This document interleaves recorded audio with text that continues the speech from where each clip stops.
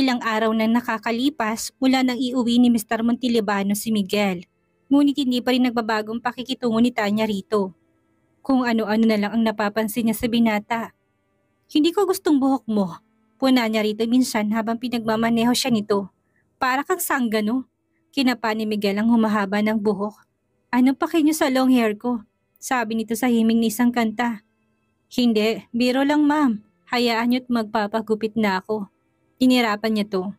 Buksan mga stereo. Okay. Pumailan lang ang awitin na pamilyar na sa pandinig niya. Thanks to you ni Tyler Collins.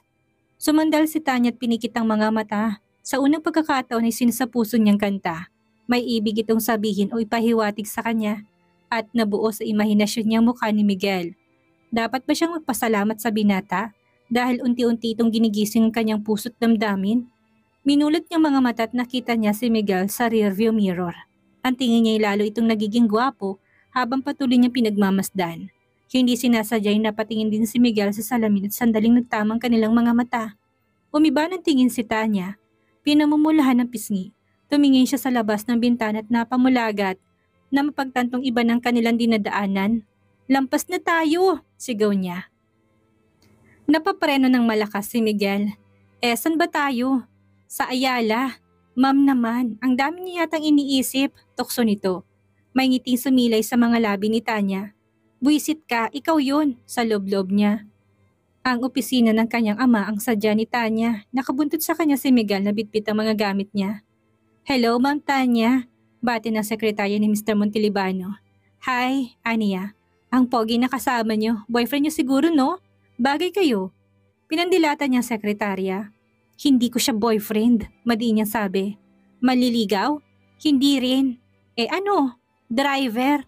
Taas kilay niya sabi bago pumasok sa loob ng opisina ng ama. Mukhang masayang anak ko ani Mr. Montalbano nang makita si Tanya. Isang halik sa pisngin tinugon niya rito. Okay na ba si Miguel? Tanong nito. Ayoko pa rin sa kanya. Mahina niyang tugon bago tinungong maliit na aquarium at pinagmasdan ng mga isdang lula nun. We can easily replace him if you want. No dad, kagad niyang tanggi sabay harap sa ama. I mean, pwede na rin siya kahit papaano, napangiti ang lalaki.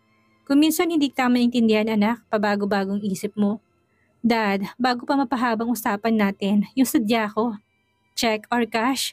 Syempre, cash. Iling-iling na dumukot ng pera sa bulsa ni Mr. Montalbano. Maagang nakauwi ng bahay sina Miguel at Tanya ng araw na yon, kaya nagkaroon ng pagkakataon ng binatang magpagupit ng buhok. Nasa itaas si Tanya nang dumating siya sa bahay, pinili niya magpahangin na muna sa porch. Kamusta na kaya kanyang mga magulang? Ang kanyang mga kapatid? Si Bricks, ang kanyang alagang aso, hindi niya maiwasan ng malungkot. Nakakamiss din ng pamilya niya. Gusto niyang pagsisihan ng kanyang mga kalokohan, subalit gusto niya ring isipin na dala lamang yun ang kakulangan sa atensyon. Kailan ba nagkaroon ng panahon sa kanyang ama niya o ang kanyang ina na abalang-abala sa negosyo nito? Ang pakiramdam niya noon ay mas masaya pa siya sa piling ng mga kaibigan, pero sa oras ng kagipitan nasan ba sila? Bumuntong hininga si Miguel sa isiping yon. Maya-maya may humintong kotse sa harapan ng gate, umibis mula doon ng isang lalaki noon pa lamang niya nakita. Excuse me pare, nandyan ba si Tanya? Tanong ni Dick. Nasa itaas. Kasin ka ba niya? Driver pare, napailing si Dick sa tinugon niya. Driver ka lang pala, bakit hindi mo ko pagbuksan ng gate? Parang tumaas ang dugo ni Miguel sa biglang pagsusuplado ng lalaki. Hindi mo pa sinasabi sa akin kung sino ka, malay ko ba kung kakilala ka ni Tanya? Gago ka pala mukha ba akong nagsisinungaling? Pare sandali, diyan ka lang at itatanong ko kay Ma'am Tanya. Sabi niya sa kanatatawang pumasok sa loob ng bahay. Naiwang nanggigigil sa galit si Dick. Hindi pa nakakaisang katok si Miguel ay bumukas ng pinto ng kwarto ni Tanya. Papalabas din palang dalaga, hindi to kagad nakapagsalita nang makita siya. Kitang-kita sa mga mata nitong paghahanga. May naghahanap sa inyo ma'am, sabi niya. Sino? Tanong ni Tanyang hindi nakatingin sa mukhang kausap, kung hindi sa makisil nitong katawan. Ang suot ni Miguel ay maiksing shorts, manipis na hapit na t-shirt na nagpapalitaw sa kanyang maskuladong pangangatawan. Hindi ko na naitanong ma'am, niyang sabi niya. Dapat tinanong mo, walang himik katarayan na sinabi nito. Nasaan siya? Nasa labas ng gate. Hindi mo pa pinapapasok? Umiling siya. Napabuntong hininga ito ng malalim bago pumanaog ng hagdan. Nadat na ng dalaga si Dick na nakaupo na sa sala. I thought nasa labas ka pa rin. Nakangiting bungad ni Tanya. Nag-doorbell ako at pinapasok ni Maya. Sagot nito, nasa mukha pa rin ang pagkayamot. Ang tanga ng driver mo, Tanya. Pagpasensyahan mo na siya, Dick. Bago lang kasi eh. Hindi ka pa niya kilala ang mga kaibigan ko. Sarap sapakin. Napadalaw ka. Pag-iiba niya sa usapan. Iimbitahin kitang kumain sa labas. And please, huwag ka nang tatanggi this time. Napangiti siya. Makakatanggi pa ba ako nandito ka na? Yes. Dapat palagi na akong pumupunta dito.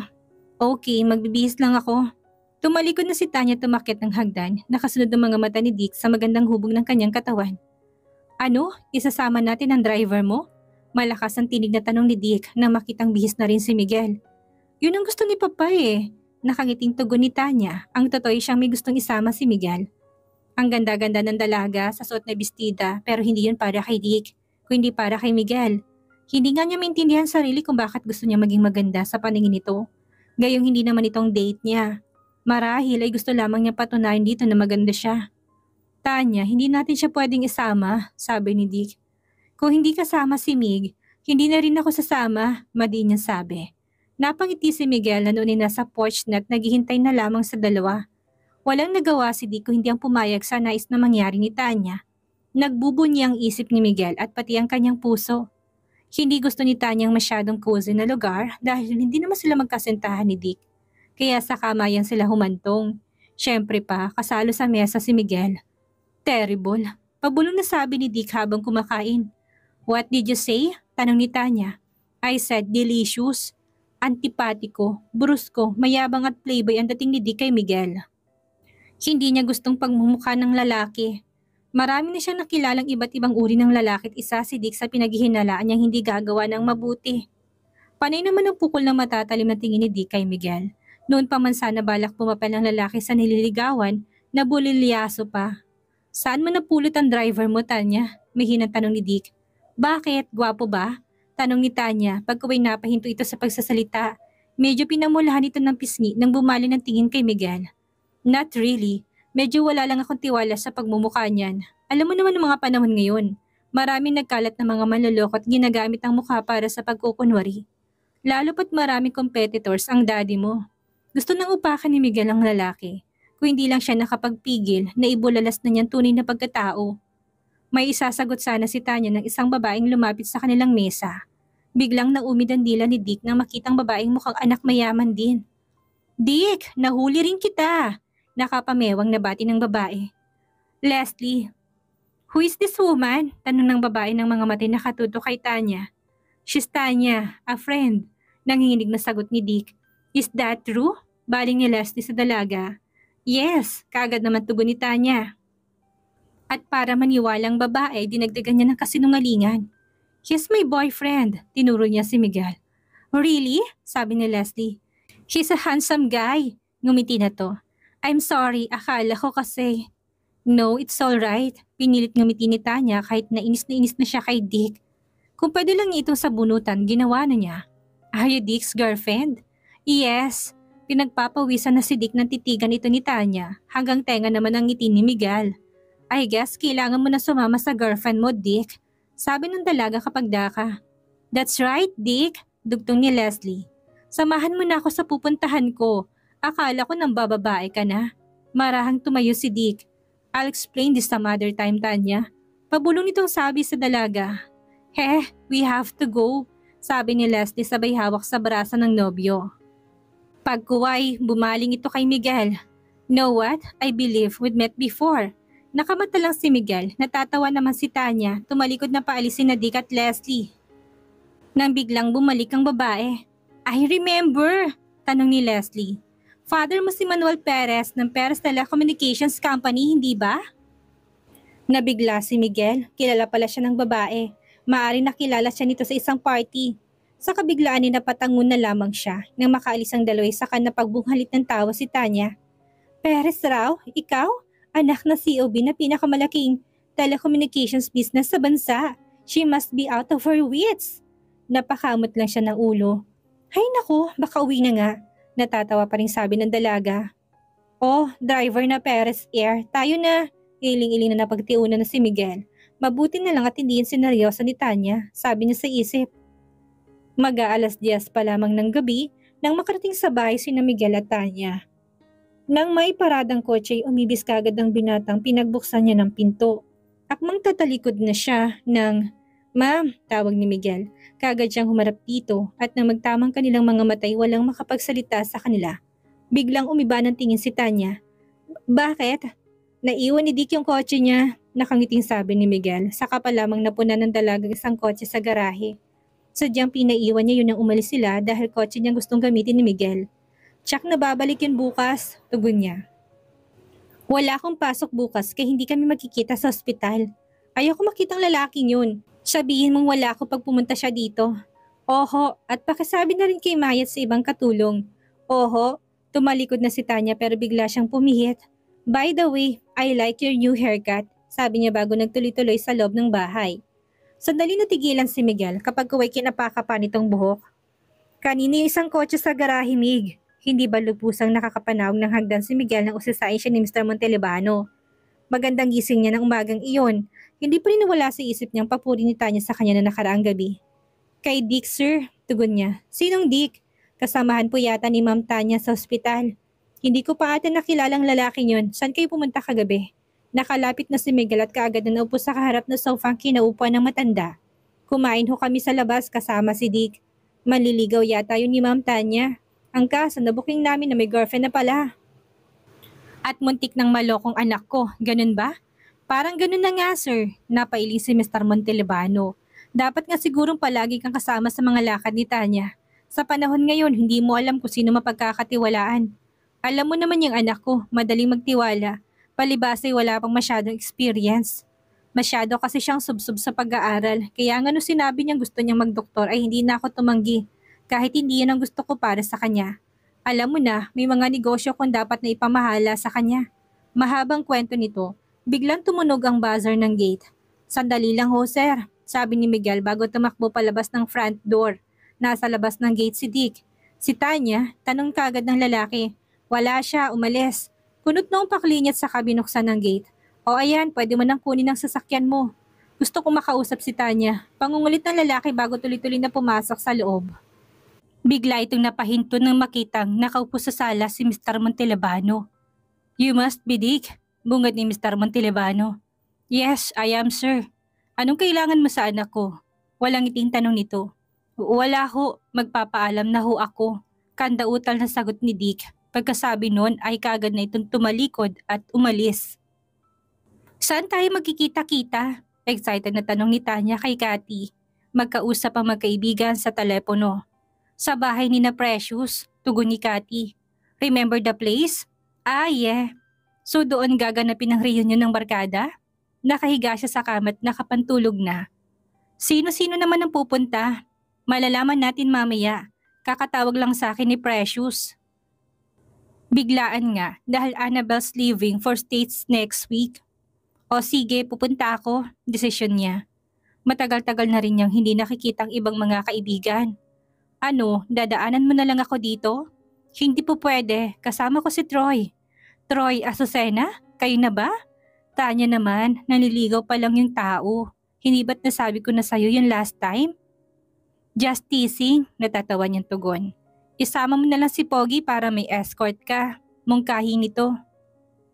"Remember, may kanya-kanya silang kasama. Alam mo naman ngayon, malalakas mang asar." "Ano kaya kung magkunwari kayo mag-boyfriend ni Pogi?" "Me and Mig? No way!" "Come on, Tanya, katuwaan lang. Hindi naman halatang driver mo lang siya eh." "Pag-iisipan ko," aniya. "Ma-out of place ka, ikaw din." Tudyo nito bago nagpaalam, dahan-dahang binalik ni Tanya ang phone sa cradle nito habang nag-iisip siya. Bakit si Mig pa samantalang marami naman siyang manliligaw? Kung sa bagay, pagkuway naisip niya, exciting ang mungkahi ni Cathy at gusto rin naman niya yon. Mararahang katok sa pinto ang gumising kay Miguel, mag-aalas 6 pa lang yun ng gabi, subalit hindi na niya mapigilan ang antok. Kakamot-kamot na bumangon siya at binuksan ang pinto. Nagulat siya sa nabungaran. "Ma'am Tanya?" Hindi kagad nakatugon si Tanya, naglakbay na naman ang mga mata nito sa kabuuan ni Miguel. At saka lamang naalala ng binata na nakabrief lamang siya at walang suot na pang-itaas. Sa sandali lang, Tarantang sabi niya. Sabay sara ng pinto, kaagad siyang nagsuot ng shorts at t-shirt. Nang muli niyang buksan ng pinto, nakatayo pa doon si Tanya. Nasa mukhang impit na pagtawa. Ma'am Tanya, muli niya sabi nang hindi pa rin to nagsasalita. Ha? Magbihis ka't may lakad tayo, sabi nito. Saan tayo pupunta? Basta magbihis ka na lang. Ngayon na? Oo. Tumalikod na si Tanya patungo sa kwarto nito. Naiwang nakasunod ng mga mata ni Miguel sa magandang katawan ng dalaga. Gusto niya itong laging inaasar dahil may pagkamatari ito't mata pobre. Subalit tila may iba pang nangyayari. Hindi na niya maatim na pakitaan na nakakainis na kilos ito dahil iba nang nadarama niya para rito. Bumuntong hininga siya ng malalim at sinarang pinto nang muling marinig ang pagkatok. Nakatayo si Tanya sa labas, hawak niya isang long sleeve polo at slacks na halatang kabibili lamang. Etong isuot mo, sabi niya. Bakit? Tanong ni Miguel. Pupunta tayo sa isang party. Nandun yung mga kaibigan ko at may kanya-kanya silang boyfriend. So gusto ko magpanggap kang boyfriend ko. Ganun kasimple. Sabi ni Tanya, tuloy-tuloy. Sandaling naumid ang dila ni Miguel. Natutuwa siya ngunit nangangamba rin. Paano kung may makakilala na naman sa kanya doon? Hindi mo pa ako sinasagot, Mig. Pukaw ng dalaga. Ha? Sige, magbibihis na ako. Inabot niya ang damit na binibigay nito. Naintindihan mo naman siguro yung mga sinabi ko. Muling sabi ni Tanya. Hindi ko kailangang pahabain pa. Basta't kunwari boyfriend kita, okay? Okay. Napapangiting tumalikod si Tanya. Naiwan si Miguel na animoy nakadikit sa kinatatayuan. Sa sala na hinintay ni Miguel si Tanya. Alam niya matagal mag-ayos ang babae kaya nilibang na muna niya sarili sa pagbabasa ng dyaryo. Sinadya niyang mag-ayos din ng mabuti. Litaw na litaw ang pagiging aristokrata niya. Sa suot na polo at slacks, walang ibinigay na sapatos si Tanya kaya sinuot niya ang pang-formal na sapatos na isinama na bill sa kanyang mga gamit. Simple lamang yun kaya hindi halatang mamahalin.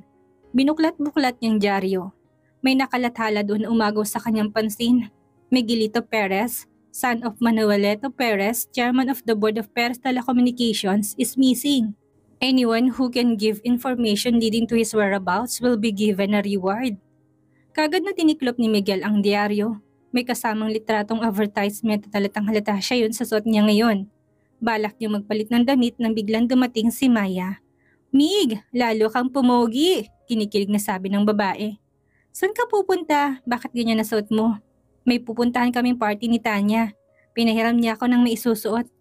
Alam mo, may kamukha ka. Kunot nung sabi nito matapos siya mapagmasdan. Sino? Kinakabahan niyang tanong at saka pa simpleng kinubli sa likuran ng dyaryo. Sino nga ba? Alam ko na. Hinalbot nito sa kanya. Ang dyaryo. Dito ko yata nakita. Tama, heto oh. Tinuro nito litrato niya sa dyaryo. Maliit lamang yun subalit kapag pinagmasdang mabuti ay mamumukaan yon bilang siya. Hindi siya nakakibo. Siguro ikaw ito no? Hindi Oh, ikaw to eh. Magsasalita pa sana siya nang dumating si Tanya. Napahinto ito sa may hagdanan at naglakbay ang mga mata sa binata. Mula ulo hanggang paa at mula paa hanggang ulo. Ang pakiramdam ng dalaga ay hihimatay nito sa labis na paghanga sa kagapuhang nakikita. Aalis na ho ba tayo? Iniwas ni Miguel ang mga mata kay Tanya. Oo, mahinang tugon nito na hindi pa rin maikubli ang paghanga sa mga mata. Tayo na po. Nagpatiuna na siya sa pinto upang iwasang mapag-usapan sa harap nitong natuklasan ni Maya. Mig! Tawag ni Tanya, natigilan siya. Ma'am, bagay sa suot mo, nakahinga siya ng maluwag. Salamat. Nasa Green Meadows ang bahay ni na Precious. American style yon ang hardin ay mayaman sa mga mamahaling orkadyas at iba't ibang uri ng halaman. Nang dumating sila doon ay marami ng mga nakapararang sasakyan sa labas ng gate. Hindi kaagad nakapasok si Tanya sa loob. Muli nitong pinagmasdan ng kasama. Nailang man ang binata sa mga titig nito na natili siyang kaswal at formal. Alam mo na mga gagawin mo ha? Paalala ni Tanya. Kunwari girlfriend kita. Sabi niya. Good. Kagad silang sinalubong na tudyo ng mga kaibigan ng dalaga. Si Cathy at ang kasama nitong si Troy ay magkahawak kamay na nakaupo sa sofa. Kinindatan ni Tanya ang kaibigan. Tanya, salubong ni Precious. I miss you, nito, sabay halik sa kanya. I miss you too, tugon niya. Napaigtad siya ng maramdaman ng pag-akbay ni Miguel sa kanya. Napalunok siya ng maramdaman ng mga pisin nito sa kanyang balikat. Senyales na nagumpisa ng kanilang palabas. Halatang naghihintay ang mga naroon na ipakilala niyang kasama. I want you to meet Mig, my boyfriend, medyo nahiya pa niya sabi. Napanatag ng bahagi ang loob ni Miguel na sa tingin niya wala namang nakakilala sa kanya. Marahil ay wala pa rin nakakabasa ng dyaryo ng araw na yun sa mga to. Tanya, he's so cute, komento ng isang babae. Where did you meet him? Nagkibit-balikat lang ang dalaga sa kawalan na maisasagot. At upang maiwasan ng iba pang mga katanungan, nagyaya na itong kumain. Kinuha nito ng pinggan si Miguel at magkasabagay nilang tinungong buffet table, panay naman ang siko ni Cathy sa dalagang nasa likuran lang nito. Mamamatay yata ako sa inggit, pabulong na sabi ni Cathy. Ang gwapo ng boyfriend mo. Palabas lang Cathy, bulong ni Tanya. Palabas lang at huwag mo kalilimutan yan. Umpisa na ng kasiyahan na magpasyahang pumunta ni Miguel sa hardin. Namumulaklak ang mga orkadyas. At kahit sa dilim ng gabi banaag pa rin ang sari-sariling kulay ng mga ito. Naalala niyang ina, mahilig din ito sa mga bulaklak noon subalit nang mawili sa negosyo na pabayaan ng mga alaga nitong halaman. Sumulyap sa gawing kinatatayuan ni Tanya. Nakangiti at litaw ang mapuputi nitong ngipin. Ang ganda ni Tanya, parang gusto niyang manliit. Totoong mayaman ang pamilya nila, subalit maliban doon ano pang maaari niya ipagmalaki. Undergraduate pa rin siya. Walang direksyon ng buhay. Walang plano para sa kinabukasan. Hi, bati na isang magandang babaeng hindi niya namalayan nakalapit sa kanya. I'm Grace Santiago. What are you doing out here? Nagkibit-balikat siya. You don't remember, do you? Sabi nito. We've already met. Baka nagkakamali ka. Nope, I'm sure. Nagkakilala na tayo sa birthday party ng dad mo last year. I was with my father then, who happens to be your dad's good friend. Hindi kita malilimutan, Miguel Perez. Tiwalang sabi nito. Bakit ka umalis sa inyo? Napuyo ko siya. Kaibigan ka ba ni Tanya? Hindi, first cousin ako ng kaibigan niya. Please Grace, I want to keep this a secret. Pakiusap niya. Ayoko pang umuwi sa amin. I need time to think. Marami akong natututunan sa buhay sa sitwasyon ko ngayon. I understand, tugon nito. I just want to tell you one important thing. Mahal na mahal ka ng mga magulang mo. Minsan nakakwentuhan kong mother mo. She cares for you a lot. Ang dami-dami nilang plano para sa'yo but hindi tumugon si Miguel. Tumiim ang mga bagang niya at may sumungaw na luha sa mga mata. Naupo si Grace sa tabi niya at marami pa itong sinabi. Sa tingin niya mapagkakatiwalaan naman ito. Do you have a boyfriend? Baka naman magsala siya sa akin. Of course not. Malapit na kaming ikasal. Marami pa silang napag-usapan. Ang hindi nila alam ay matagal nang may nakamasid sa kanila mula sa loob ng bahay. Si Tanya. Hindi nito naririnig ang pinag-uusapan ng dalawa sa hardin pero hindi nito gusto ang nakikita.